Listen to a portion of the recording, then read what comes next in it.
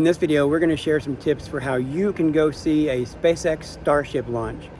And we're going to share pictures and videos of our trip to Boca Chica, Texas to see launch number 7 of the SpaceX Starship. Stay tuned.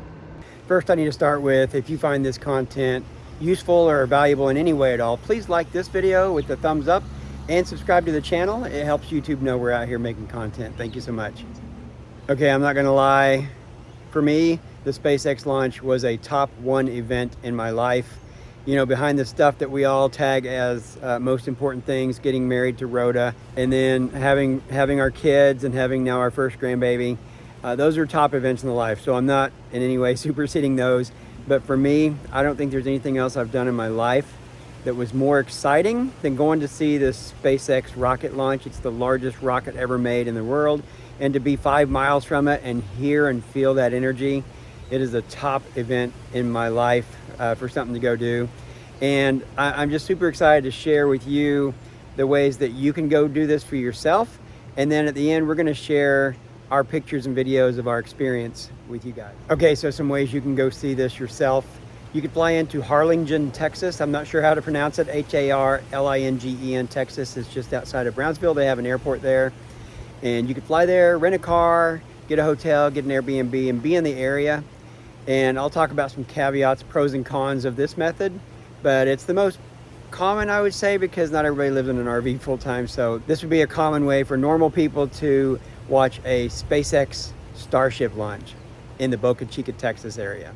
This airport is called the Valley International Airport, if you're looking for it by airport name. And it is about 30 minutes north and west of Brownsville, Texas. So you're right down there in the right area of the state. There are definitely lots of hotels, Airbnbs, and car rental options in this area. Some people even opt to stay at a hotel on South Padre Island that'll have a party on the rooftop.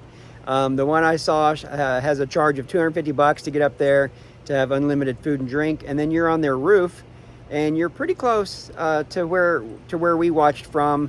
You'll have a great view from that rooftop and experience the launch with other like-minded people who want to party maybe before they watch the rocket launch, or just to hang out and be sociable with other people. However you get there, though, people just line the beach there at South Padre and at Isla Blanca Park, ISLA space BLANCA, in case I'm saying that wrong, Isla Blanca Park. If you do decide to go to Isla Blanca, which is where we went, it's the closest place on land in the United States side to the rocket launch. There is a $12 day use fee per car, which is not bad. And they shut down entry once it's full. So they keep track of how many parking spaces they got, and they have a lot of parking. It will fill up. It will get shut down sometime in the afternoon, according to what the guy at the gate told us, because I asked. And so there's plenty of room, but they won't let it get overcrowded, which is kind of a tricky thing about going to this location, Isla Blanca, is what time to go, because if it fills up, you don't get in. If you go too early, you're sitting there all day. We chose to sit there all day because we like to sit on the beach anyway, but we got there at 10 in the morning and we found our ideal spot. We weren't first by any stretch, but we beat probably 80% of the crowd that eventually showed up. And if you like a good road trip, another option for you might just be to drive in. So if it's a short drive or a long drive for you, you could drive your car in, find that hotel or Airbnb. You don't have to fly in, obviously. And some of this is just super obvious, but there are different ways to come in and see a launch. And of course, if you're into tent camping, there's all kinds of options for tent camping in the area. So you could look into tent camping as an option, whether you fly or drive or whatever. A lot of people do that as well. If I had known more going into this, we would have had a reservation for our motorhome down there. Isla Blanca has 600 or more RV sites. It's a really nice park and full hookups and all that. So we would have arrived days before the posted launch date and just plan to stay for 2 or 3 weeks or longer after, because they postpone it several times, and it would be way less stressful than the way we went about it, having to decide whether we could go or not based on them moving the date multiple times due to weather. So the way this would unfold if you were actually staying in a motorhome or RV of any kind at Isla Blanca would be, you would wake up a normal day, and then on launch day, if it didn't get scrubbed, you would just walk 20 or 30 seconds over to the beach area and watch the launch, and then walk back home and, you know, have a nice drink and not be fighting any traffic getting out, or sit on top of your RV if it's one that you can get on top of easily and watch it from up there. That would be the ultimate way to see it. The traffic to get out of this place afterwards it takes hours, because you have thousands of cars going on roads and over a bridge that isn't really built with enough lanes to accommodate this level of traffic. And we just sat in the parking lot for at least an hour before we started driving, and it was still a parking lot as we were leaving the area and getting onto the bridge and the highway to get back home.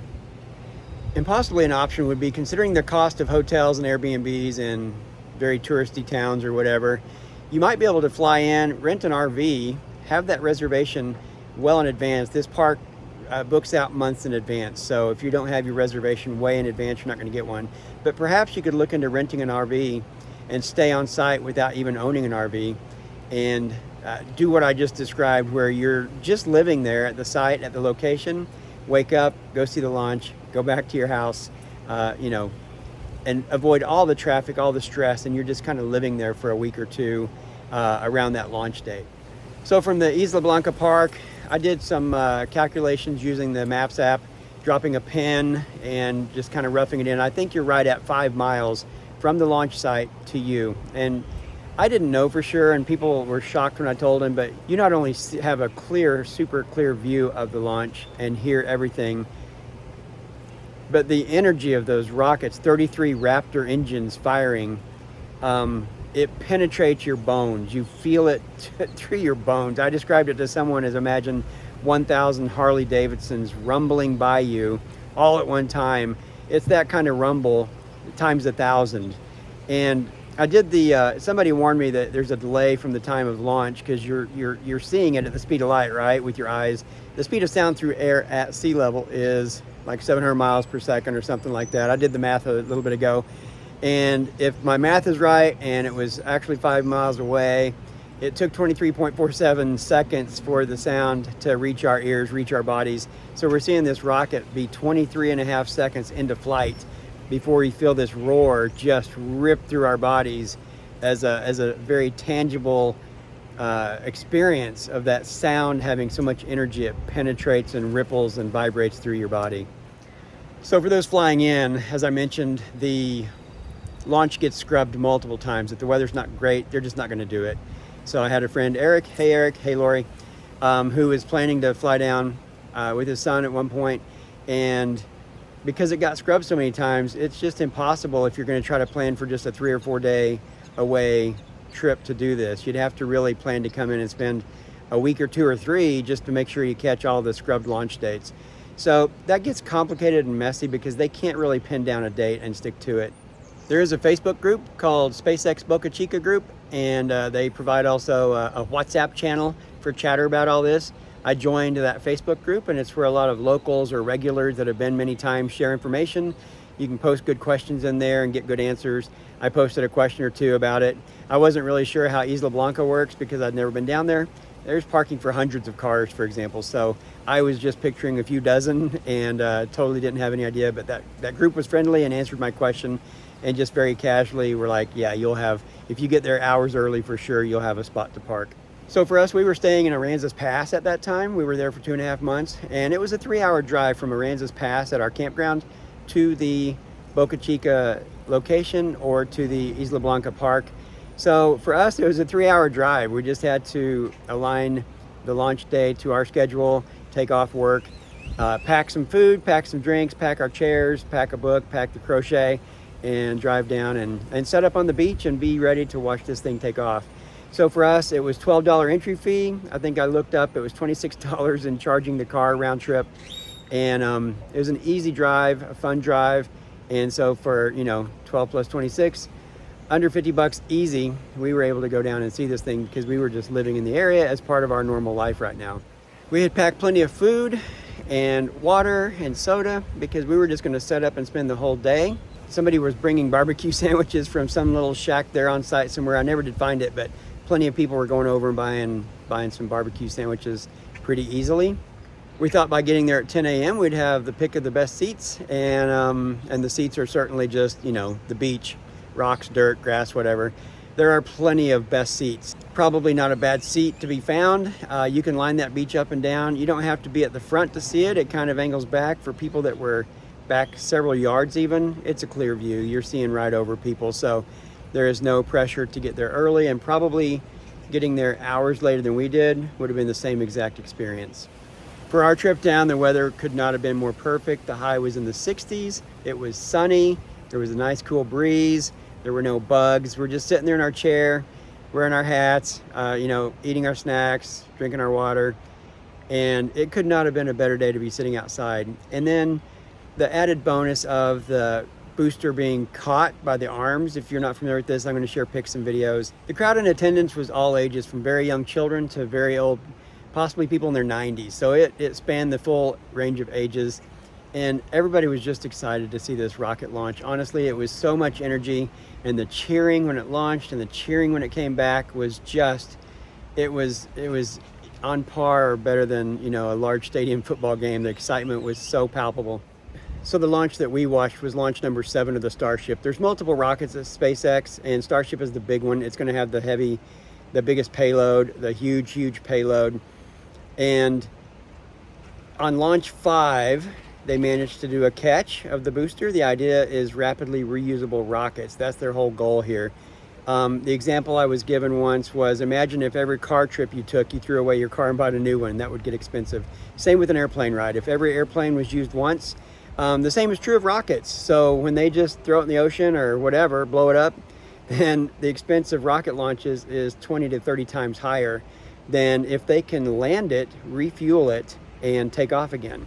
So it turns out that the rocket fuel is 0.3% of the total cost of all of the things in the rocket, and the fuel itself, it's 1/3 of 1% is the fuel cost. So if you can land that rocket and fuel it up and take off again, the cost of rocket flight is very, very low compared to anything in the past.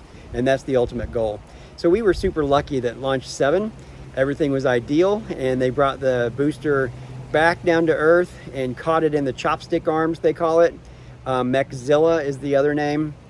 It's the launch pad itself, and the booster flies back down, it drops back to Earth, and then flies itself in between the arms of this monster metal grabbing thingy, and catches it and gently returns it to the Earth.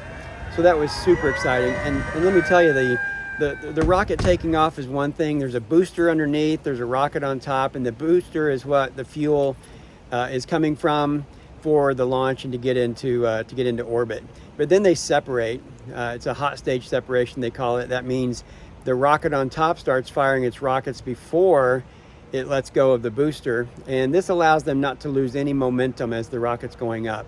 In some cases, in the past, other rockets have not done a hot staging, meaning the rocket is not firing until after they separate, and then it fires again. And it just takes more fuel to rebuild that momentum.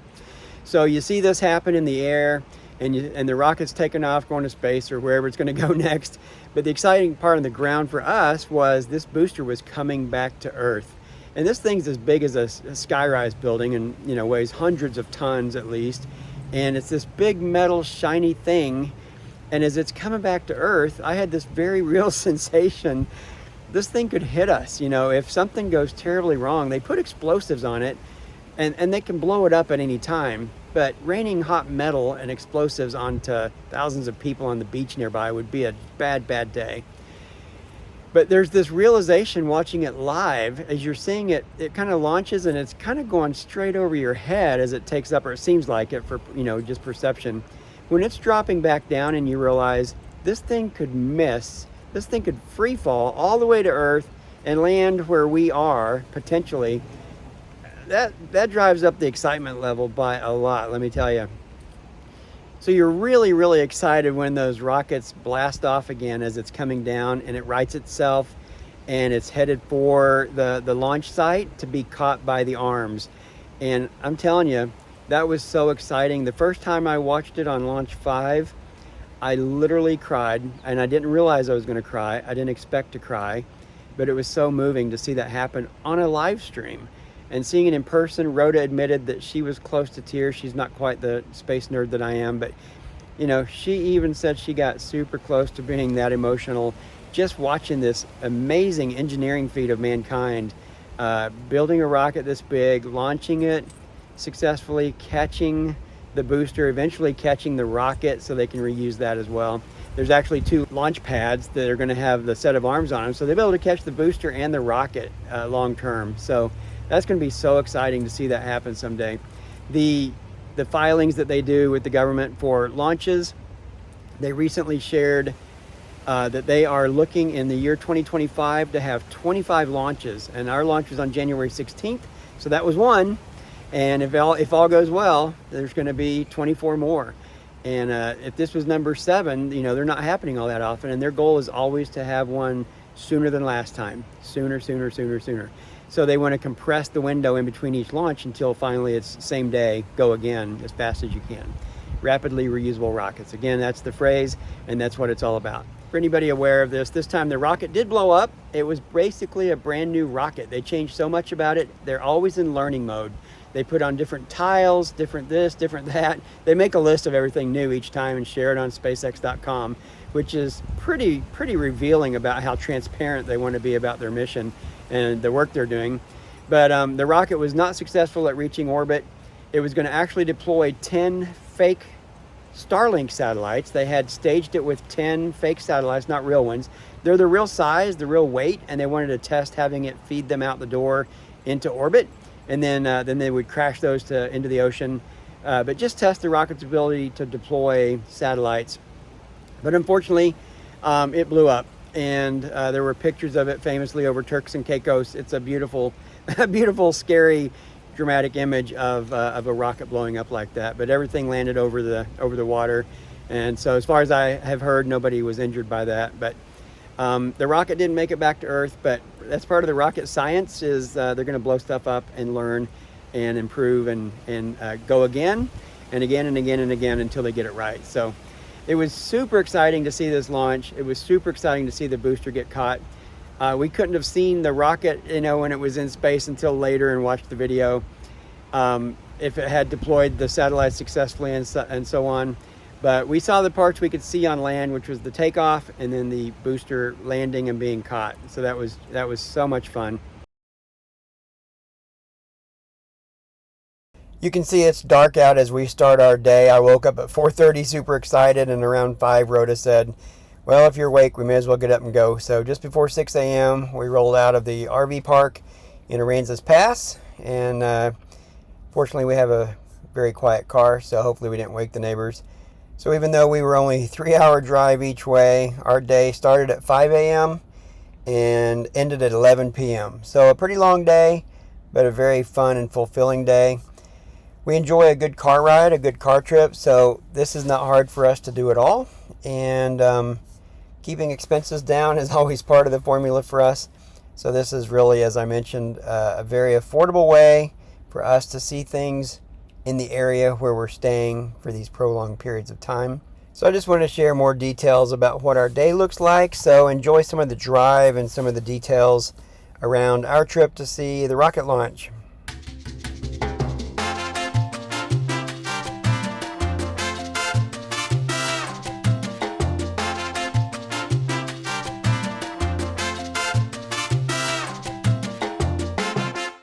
We have shared other Tesla videos, but if you haven't seen it before, this is how we get fuel. We back into these superchargers, and somewhere between 5 minutes and 30 minutes, depending on the need, we're done. I had been a little bit worried about the parking at this place, never having been there before, and not really, I guess, studying the satellite maps like I could have to see what it looked like. But we actually passed the first and the second parking lots available after we came through the gate and paid our $12. And this was the third lot, and you can see it's mostly empty still. The attendant again did say that every spot would fill up sometime in the afternoon, and then they would block the entrance so they don't let too many people in. And before I forget to mention this, there was one celebrity appearance. The actual Batman was here. He was sitting in the crowd with the rest of us to watch the launch. These pictures don't really do the crowd size justice, but in either direction there was just wall-to-wall people all the way up to the edge of the beach. And then behind that for many yards, every seat was a good seat here. And this is the reason nobody sat in front of us. They would have gotten really, really wet. This is our view of the launch site. It looks far away, but it's closer than it appears in this picture. We did have one guy get in our way for just a little bit, but he was moving pretty fast and was gone in no time. So this is video we captured just with our iPhone, zoomed in a whole lot.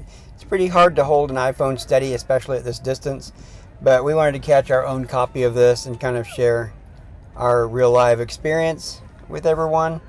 So again, as it's taken off, we're not really hearing the roar for the first 23.5 seconds, but we're obviously seeing this successful liftoff and launch.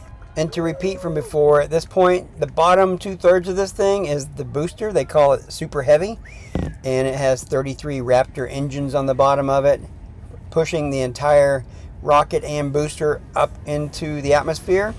At some predetermined point, there is a separation of these two. The rocket on top begins to fire engines before they separate, so it does not begin to fall back to Earth. It just continues the flight upward.